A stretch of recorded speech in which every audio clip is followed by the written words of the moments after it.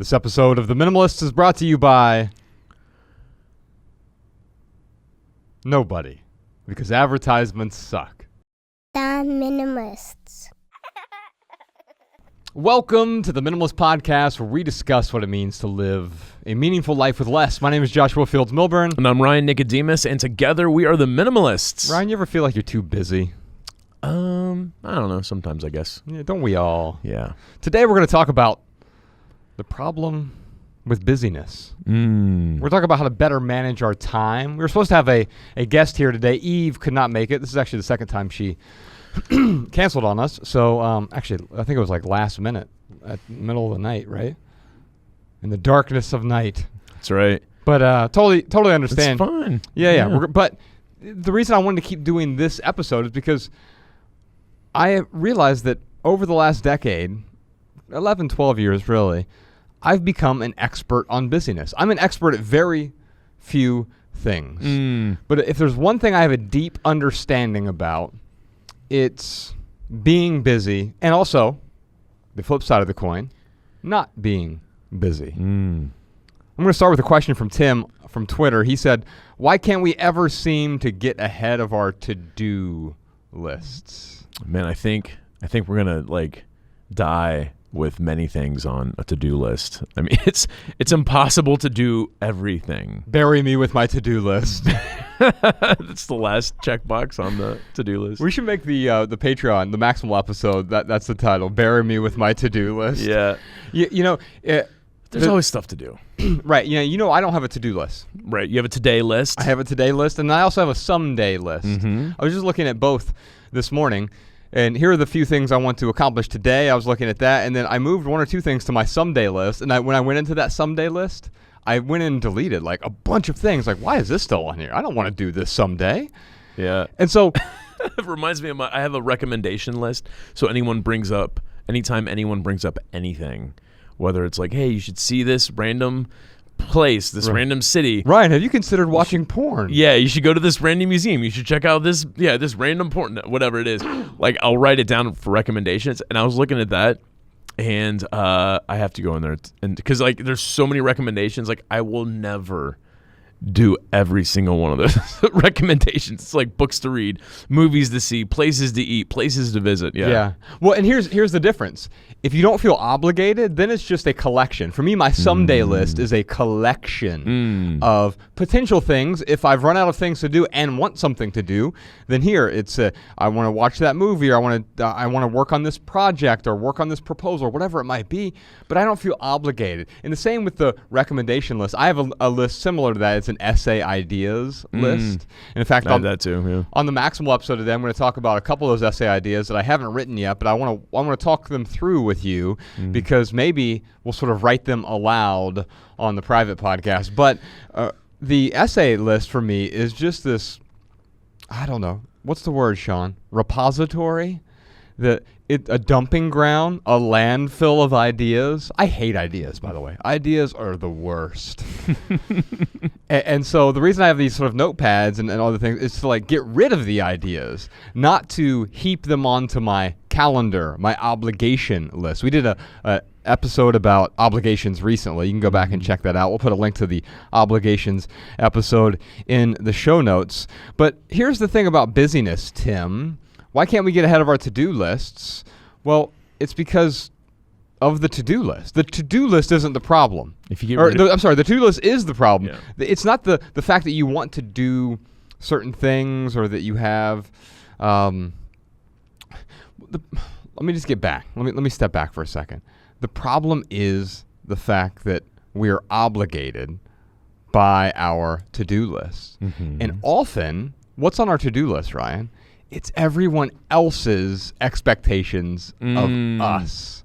So what you're saying is throw out the to-do list. That's what Tim should do. Well, I'm not. If you have no to-do list, then you have no to-do list to not complete. Well, maybe I remember I was doing an episode of Minimalism Today. It's this little solo project I've been working on. I was talking to someone. She said she talked about what was on her struggle list. And I'm like, that's a fascinating way to put it. You have a struggle list. What's on your thriving list? Oh, I don't have one of those. Oh, so you have a thing that you struggle. And our to-do list, in many ways, is simply a struggle list. Struggle list, yeah. Here are the things we're going to struggle through. Now, what are the hidden to-do lists that we have, Ryan? We have our email. That's the number one hidden to-do list. I was just talking to Cal Newport this week. He has a new book coming out called A World Without Email. We're going to get him back on the podcast to discuss that because I'm endlessly fascinated by that, because what is email? It's everyone else's to-do list. It's a repository of everyone else's to-do list thrust upon me whenever I feel the need to check it. Yeah. And the reason I don't have email on my phone is because at any moment, someone else's expectation can totally screw up my day. This happened to me yesterday, Ryan. It wasn't on my phone. I was checking my email on the computer, and we got by the way, this past week is one of the weeks where I might actually say this week that we're recording this on a Friday, I was borderline busy for the first time in a long time, and I don't like that. And I'm going to explain the difference between busy and focused in a moment. But I was a little bit busy, and why was I busy? Well, it was because I let other people's expectations dictate my day. Yeah. What is busyness anyway? Busyness just means that we have a bunch of deadlines. We have a bunch of things to do by a certain deadline. Yeah. Now, a deadline can be something as simple as, I have to have dinner with Mark at 7 p.m. That's a deadline, isn't it? Like, you have that on your calendar. Yeah. Another deadline could be, I need to turn in the 8th draft of Love People Use Things, which I turned in last night at about 11 p.m. And it with 868 edits. And our publisher was really, really adamant about finishing this on within a particular timeline. I wasn't able to do it in a timeline, and so what happened? I felt the extra demand of someone else's expectation. Now, I welcomed that into my world. That was my fault. It wasn't someone else's fault. It's my accepting someone else's expectation is when it makes itself on to my busy list, which is probably a better way to describe a to-do list. Yeah, for sure. Here's the thing about being busy. Whenever I say I'm busy, I'm really saying my life is out of control. You can tweet that podcast, Sean. I just did this video. It's on our YouTube channel. Jordan and I have been working on this series, and I had a lot of fun with this. This might have been either your best or second best one so far. It's called Let's Talk About Being Busy. And the series is called Let's Talk About Less. Let's talk about less, baby. Let's talk about you and me. We should totally come up with Let's talk about all the things on that to-do list. Let's get Weird Al Yankovic to Is he still around? help us write May this. he rest in peace. Good God. He's alive. Alive and well. well. Yeah, so let's talk about being busy. There's this video, and we recorded it in this this empty, it looked abandoned, this empty office space. And Jordan did a great job with all these background sounds of phones and all the sounds of busyness. Because when you think of busy, what images and sounds does it conjure, Ryan?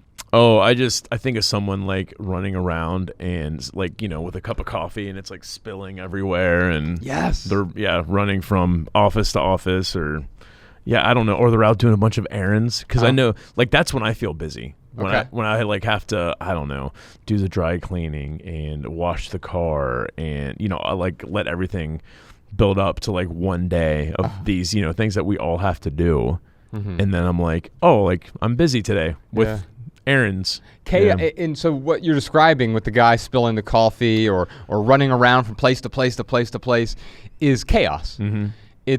And so a to-do list or busyness is really a description of chaos. When I say my life is out of control when I'm busy, well, what's the alternative? It's to be focused. And really that's what the Let's Talk About Being Busy video is about. Let's put a link to that in the show notes, Sean, so people can check it out. But fundamentally, the thesis of that is Henry David Thoreau said, it's not enough to be busy. The question is, what are you busy about? That's a paraphrase. It's not an exact quote. But if I were to pin that message, I would basically say it's not enough to be busy. The question is, what are you focused on? Because most of the time, I'm very focused, whether it's writing or recording a podcast. We're very focused right now. I don't feel busy right now. I really enjoy doing these podcasts, especially when it's just me and you without a guest. Yeah. I enjoy those a lot. It doesn't feel busy to me, although it apes the form of busyness because I'm doing something. Yeah. But here's the difference. I don't have to do this. I get to do this. You're busy only when you have to do a bunch of things. Yeah. The car wash thing that you just said didn't resonate with me because I really enjoy getting my car washed. Like ironing. Ironing is great. I ironed a shirt 2 days ago. Right, just for fun. Yeah. It wasn't even wrinkled. It wasn't even my shirt. It was a random person. That's I stole funny. their shirt. I took it home. Ironed it and gave it back to him. Yeah, it was really nice. It's funny you said something. So like this apes the form of busy, but then busy apes the form of productivity, right? Oh, like yes. Busyness apes the form of productivity. I'll just we'll talk about productivity on the maximum. We got some great questions to answer because Ryan, you're absolutely right. The productivity thing, the efficiency thing, we're going to talk about those. What are some of the differences as well? But on this minimal episode, I really want to get into a few of the questions we have here. The first one is from Sherry in Los Angeles. We talk about minimalism in terms of having less things, but what about having less to do in terms of having more time?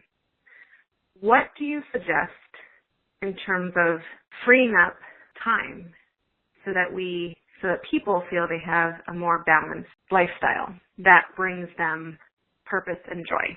So Sherry brings up a good point. We're talking about minimalism. We often talk about the stuff, right? The decluttering. But today we're kind of talking about decluttering our calendars in a way. Yeah. But I want to do so in a non-prescriptive way, although we can talk about some of the how-tos. And I think fundamentally they can help in terms of time management. But I also don't think we have a problem with, well, if I just get 7 more tools, now all of a sudden I'm going to manage my time better. Right. She talks about having less stuff, but then also wanting to have less to do because she wants what? More time. Yeah. That's why I was really interested in minimalism. Right. Because our lives were so full of busy and to-dos that we were out of control. And now that you've gotten rid of the excess stuff, Ryan actually has more time. He has about 43 hours a day now. Right. But the weird thing is it can feel that way sometimes. Sure. Because time is this weird thing. Of course, we have only the same 24 hours in a day. So, no, I can't give you more time in a day. Yeah. And so that's not what you mean. How do I? Of course not. Yeah, no, it's I have more time to focus on the things I want to focus on. Exactly. Or maybe it's more time to relax or meditate, whatever it is. But yeah, I mean, and it's funny because it starts off, like when we were working in the corporate world, it started off with doing like a 40-hour-a-week job, 8 hours a day for 5 days, and then you get promoted. And then you're like, oh, okay, maybe I'm going to work 9 or 10 hours. And then you get promoted again, and now then I was responsible for other people. So then, you have to start saying yes to everything. Ooh. And then in the retail world, you have to be available from when the store's open to when the store's closed. So it's like this slow progression of saying yes to everything and taking advantage of every promotion that gets thrown in front of you. And then you end up overworked. And that's when we start asking, what Sherry was asking, we start asking ourselves about work-life balance. Yes. But again, and we've talked about this the last couple podcasts about there is no such thing, like you're overworked. Right. We hear that a lot. No one ever calls in and they're like, you know what, I am overlifed. Right. And I really need to figure out this work-life balance thing. So when someone asks about work-life balance, I hear them saying, hey, I'm overworked. And I need to figure out how to get more life and less work. Yes, and even if it's not work in the sense of vocation, it's all these other things we associate with the chaos that you mentioned earlier, whether it's the car cleaning or the ironing or doing the laundry or cleaning the house or taking the kids to school or packing the lunches, whatever it might be. Some of the busiest people I know are stay-at-home moms. Right. Because they're forced to have other people's, these people that they produced, but they're still other people. They have their obligations on their plate. And so They're saying yes to everything, as you just said. But even for the stay-at-home mom, I've talked to Bex about this. Bex is a stay-at-home mom, but she also works from home as well. So there's a hybrid sort of thing going on there. But we don't have to say yes to everything that our kids demand of us either. Right. And I think we say yes to everything. Why? Well, because we're afraid. We say yes to everything. That's all busyness really is saying yes to too many things. We don't want to let people down. It's funny. This makes me think about all the surprise questions we have. A lot of them have to do with, in one way or another, other people's expectations. Yes. And so, when we say yes to everything, we kind of hurt ourselves, but, we're going to be there for someone and we're not going to let them down. Well, if you focus on not letting everyone in your life down, you start to let yourself down. Ooh, you could tweet that podcast, Sean. Well, you might want to reword that a little bit and tweet it, Sean. He'll make it pretty for you. Yeah, thank you so much. So the saying yes to everything is what fills our days. And then what do? We start looking for what? Tools and methods to fix our busy lives. You just have to get the perfect calendar. Right. The perfect calendar app. And I'm sorry, but a Franklin planner is not going to fix your busy life. Podcast Sean, I apologize. He still uses a Franklin planner. I love it. And by the way, it's not that those things are wrong. I use the calendar on my phone. I use Google Calendar, whatever. Like, those things are fine, but it's quixotic to think that adding more is going to help us do less. Yeah.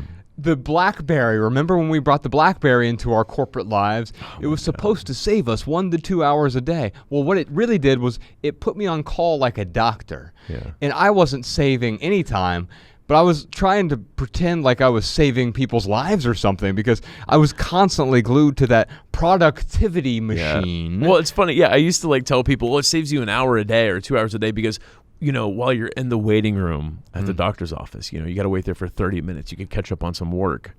But you're right. If anything, it's adding time to your day. It's not taking away. So the fear thing, Ryan, I want to get back to that because we're saying yes to everything because we fear something. Like you said, we don't want to let other people down. What is the fear behind that? The fear is, I fear losing love or friendship, or I fear that I projected this image, this identity of myself, and I fear I can't live up to it. And what will that mean if the rest of the world perceives me in a way different from the way I've projected to the world? Well, that just means I've been lying to the world. If I've put together this image of the infallible, highly productive human, the well-balanced man or woman, then I was lying to the world. And why was I lying to the world? It wasn't intentional. It's because I was lying to myself. Yeah. We lie to ourselves when we say, I can get all of these things done. How else do we lie to ourselves? We lie to ourselves because we say, once I get these things done, then I'll be happy. If I just get the to-do list complete, well, then I'll be more complete myself. Like I said, this week had been a bit, quote, busy for me because I was focused on a few too many things, too many other people's expectations. I'll give you an example. One is we're moving to a new studio space, so I've been negotiating a lease with a realtor and a landlord. I went all over the place looking for a new studio space for us, found us a great spot. Doing a negotiation with them this week. That took a lot of time, reading over contracts and asking for a specific price, etc.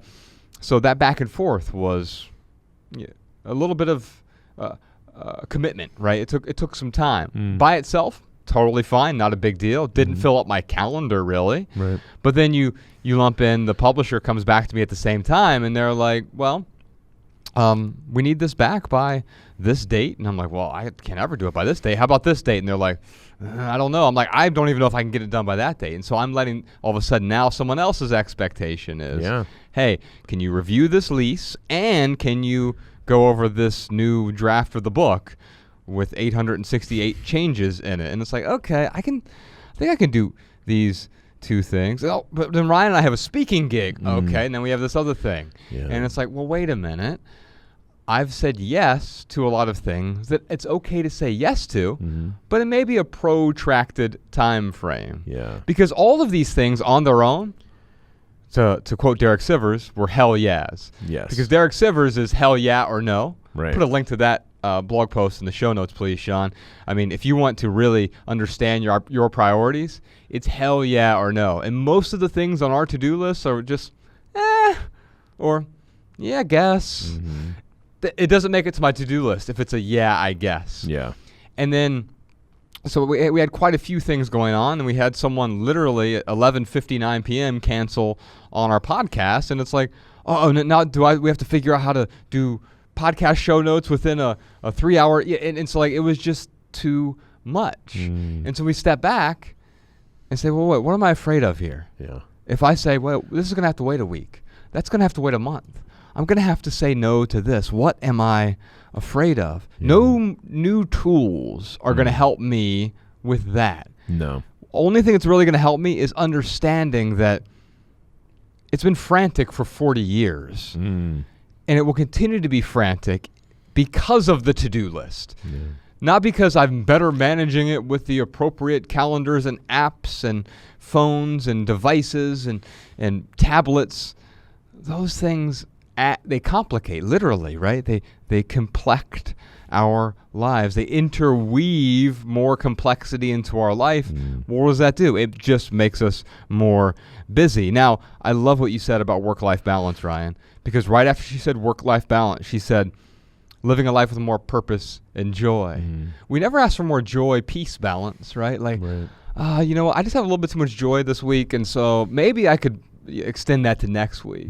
Well, no, it's the to-do list that is getting in the way of the joy. Yeah. All the things that are on the to-do list, you are complete without them. Yeah. And so those things, whether they're physical things or the things on your calendar, I want them to enhance, augment, amplify my experience of life. I really enjoy doing these podcasts with you. They enhance my life. I don't have to do this, though. I get to do this. Yeah, absolutely. And that's a wonderful place to be. Yeah. But yeah, Sherry, if you want to minimize your to-do list, you've got to say no more. And it's funny because I don't know which is harder, to tell yourself no. Like when I think about how I play guitar, I do some like Spanish classes. I like to write music. I play saxophone. I can't do it all at once. So like I have to tell myself, I have to be honest with myself and be like, oh, it's okay that I enjoy these hobbies, but I'm not going to be a professional saxophone player. I'm not going to, speak the best Spanish. So I'm telling myself no in the sense of I'm accepting my own limitations, but I can still dabble with those things when I have time to do that. And that's okay. Where I think sometimes we don't tell ourselves no, and we kind of take on too much. And then you add to that other people's expectations and to-dos that they want you to do. It's hard to tell them no. But yeah, it's funny because I can see where it would be harder to tell yourself no than it would be other people no. Well, because everyone you know, and this is going to be a hard pill to swallow, everyone you know expects something from you. Sure. They have expectations. And you are not obligated. You're not responsible. There is no responsibility for their expectations. You know what I say yes to aggressively, Ryan? I say yes a lot to something. I say yes to an empty calendar. And so it's not just me saying no to you, or if someone invites me over for dinner or whatever. I usually am saying yes to having nothing on my calendar, because an empty calendar is real freedom. And I think you can tweet that podcast, Sean. So it's a good one. Because what is that really? What's on my calendar are my hell yeahs. And my hell yeahs are my priorities. And speaking of priorities, Sherry, I'm going to send you a copy of our book, Essential. It's an essay collection that Ryan and I wrote. It's 150 different essays about intentional living. There's 12 different areas of intentional living. 2 of those chapters, so it's 12 different chapters. 2 of those chapters I think will really stand out to you, Sherry. There's a success chapter, which we talk about redefining success. But more importantly, the priorities chapter in Essential So if you like our podcast, we think you'll enjoy the audiobook version of Essential Essays by the Minimalists. Or if you want the book or the ebook, we're happy to send those to you as well.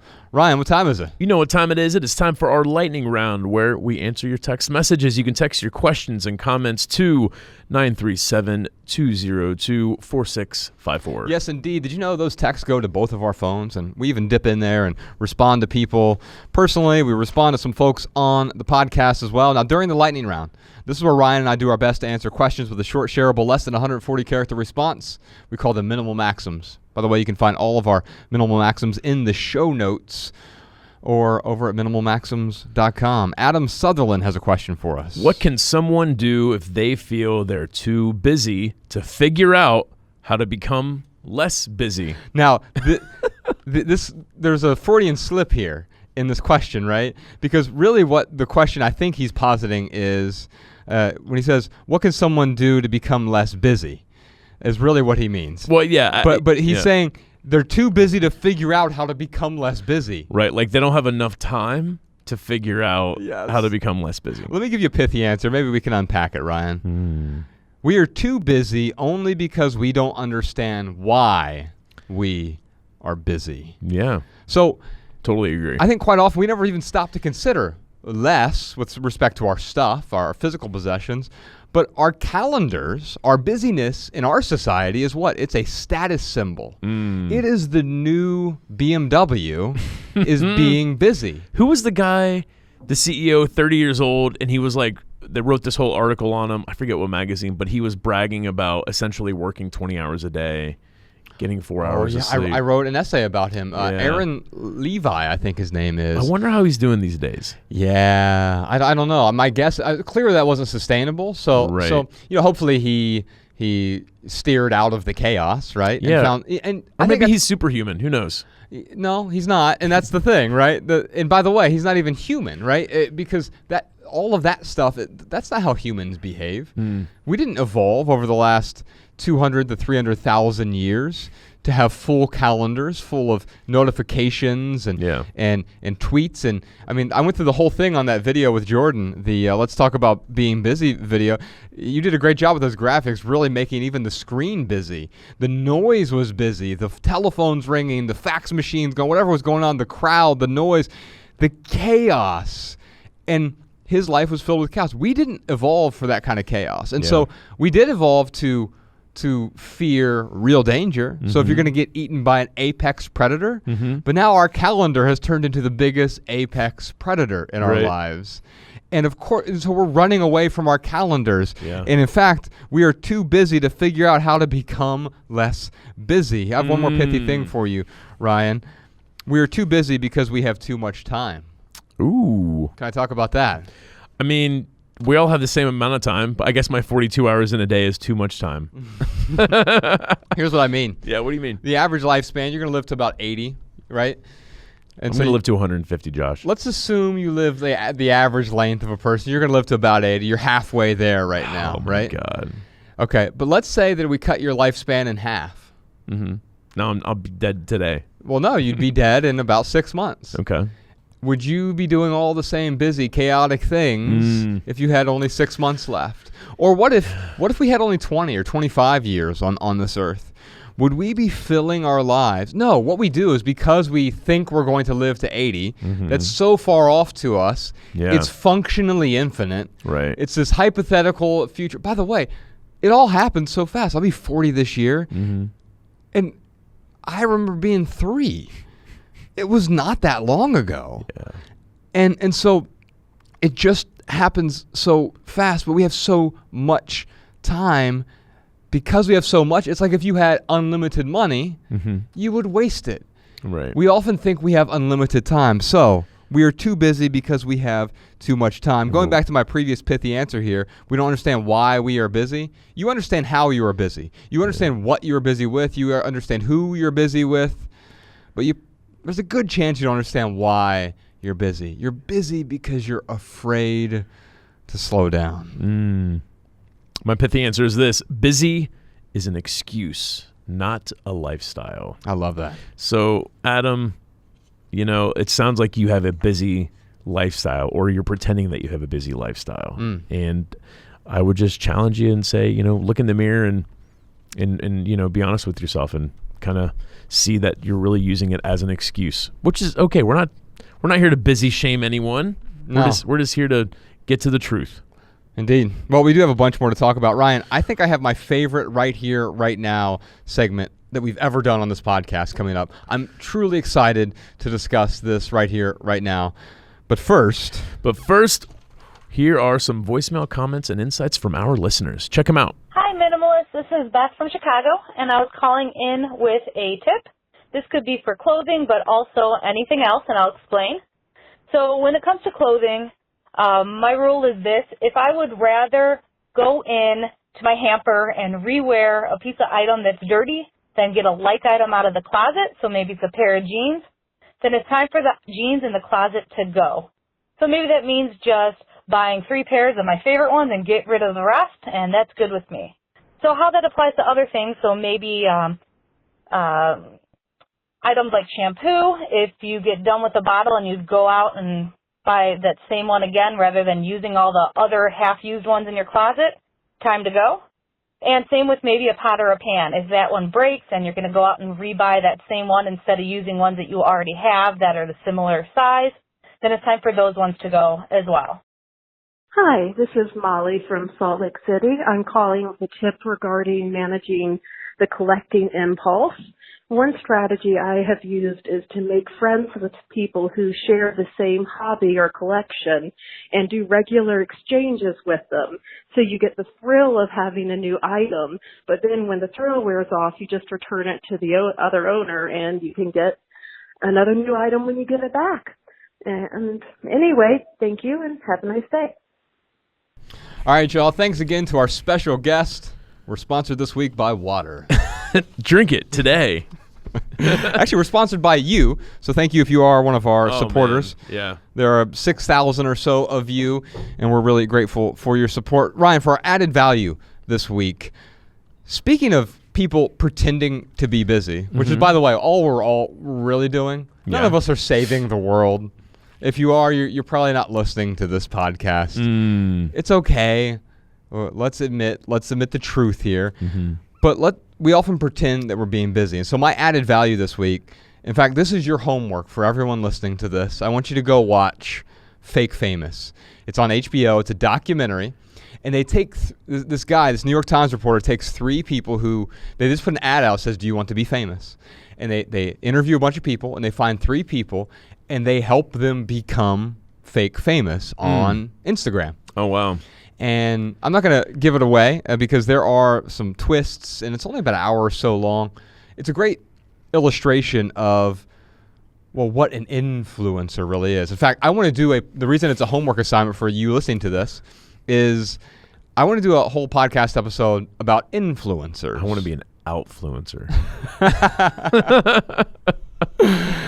So the influencer thing is fascinating because really what influencers are, you learn this in this film, influencer is just a fancy new word to say infomercial spokesperson. When you think about influencers, that's because they're not influential. And by the way, there's this measurement of influence. We'll talk about it when we do an episode about it. But Fake Famous on HBO, phenomenal documentary. I can't wait to check this out. You'll really enjoy it because it shows the facade, the crumbling of everything behind the facade of fame. I have to put it on my to-watch list. As long as you don't put it on your to-do list. Real quick, for right here, right now, here's the thing I'm excited about, Ryan. Here's one thing that's going on in the life of the Minimalists. Oh, yeah. 2 days ago, I signed up for Clubhouse. Oh, man, you're so cool and hip. Well, you're on Clubhouse, and I didn't know. Here's the thing. I didn't have an invite. I couldn't get an invite. I'm like, how do I get an invite? I'm texting you should have friends. asked me. You should have told me you were on Clubhouse. Come on, Sean. We had this. You were here when we were talking about it. I told you I was on there. It doesn't matter. I'm glad you're on it now. I've done a couple.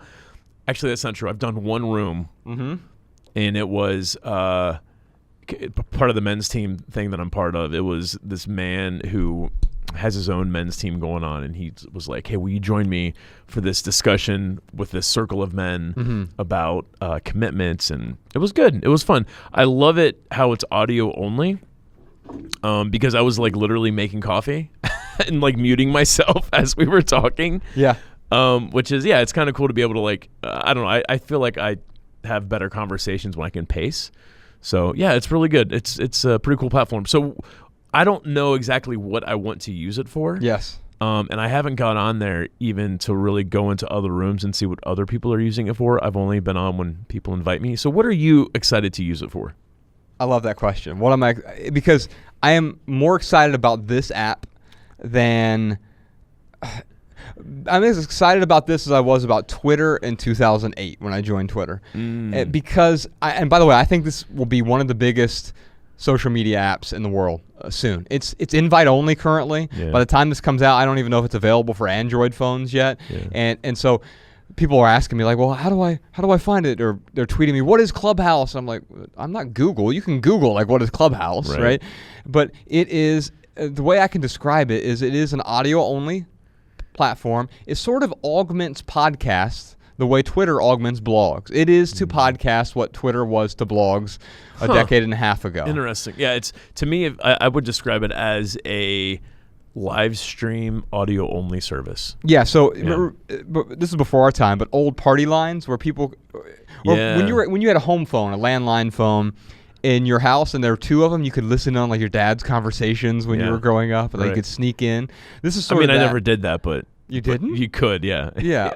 My dad was not talking about anything interesting. That's probably true. Well, you can sneak on your mom's conversation. She was definitely talking about everything. It was me and the cops listening. I do kind of feel that way. Like I'm listening in to some conversations where I maybe shouldn't be listening sometimes. It feels that way. Anyway, it's like this party line. So you can have a bunch of people in a room, or you can have really small rooms, and it's simultaneously synchronous and asynchronous. Synchronous means you and I speaking like on a phone together, right? Yeah. But it's asynchronous because you and I can speak on the phone together in different locations, but in front of a large audience. Right. So it could be me and you and Joshua Becker and Jordan O'More and Jess Ness Williams and Courtney Carver all in one room speaking, the five of us. Yeah. But then we could have 5,000 people listening as well at the same time. Yeah. It makes me think of our quarantine conversations and how it's like a live quarantine conversation when we were doing our quality conversations. What are we calling them now? They were quality conversations. Yeah, quality conversations. There's 50 of those over on our Patreon. Yeah, no, it's a unique app. I will say when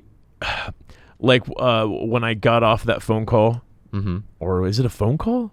Whatever, that Clubhouse chat room, whatever you want to call it. When I exited out of there, I just briefly went through to see what people were using it for, just to see the names of the rooms. And it just cracks me up because like half of them, like at least when I was on there, it was all like how to grow your Instagram following, I don't care about any of that. Yeah, I know. It's nonsense. So there's going to be, because there are no gatekeepers. Of course it's going to be nonsense. Yeah. Right. But it just seems like it's a lot of, there's some quality stuff on, well, it's just like anything else, right? Without gatekeepers. Like just half of it's quality, the other half of it, you're like, what? Here, listen to me and I'll show you how to grow your audience with whatever. Yeah. So you curate the people you follow. There's one reason I joined is Kapil Gupta joined. And so he did a room last night, and Bex and I were in there. I'll have to find him on there. Bex is in a different state. She's up in Montana right now, but her and I were like connecting through this, like because we're listening to Kapil. He's in there by himself. He's not communicating with any. He's just talking to the air, and there are hundreds of people listening, and I mean. It was the way I described it to Bex was inspirational fire and brimstone. It's like inspirational Armageddon in a way. Like the things he talks about. In fact, I'm going to read one of his essays on the Maximal episode today or this week, this Thursday. But I was listening to him, and then he hopped into another room, and he was letting some venture capitalists ask him questions. And I stayed up till 11 o'clock last night listening to him. I go to bed at 8. Yeah. But I was on, because here's the thing about this. This is like appointment television. And here's what, this was exciting to me because these aren't recorded.